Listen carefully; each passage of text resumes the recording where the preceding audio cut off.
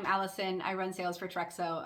I also have a son, Kavai, who's been using the Trexo for about 3 years. He does have a diagnosis of HIE, GMFCS5, CP, epilepsy, CVI, and other subdiagnoses. The Trexo really has been an amazing device for him.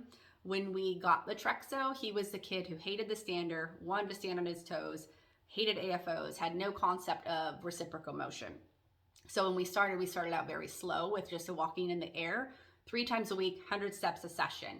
And then I started pulling him around the room, still walking in the air, and then slowly lowering him over ground into full weight bearing within just a couple of months. I would say within 2 to 3 months, he started taking steps on his own outside of the Trexo, obviously with my support. But he started to understand the stepping pattern. No, this is how I take steps. This is what we do. Other things I saw improve with him was his head control, his trunk control, his bowel movements, his sleep, range of motion, tone and spasticity improved.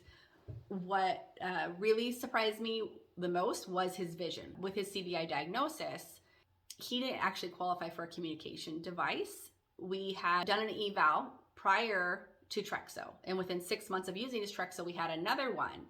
And he actually qualified for one at that point, and everybody was very surprised of understanding what we had done, which was actually only the Trexo because it was right at the start of the pandemic, and we only had the Trexo because we canceled everything else. So with CVI, movement elicits vision. So the more he was moving around the room, the better he started using his vision. So that one was actually very surprising to me.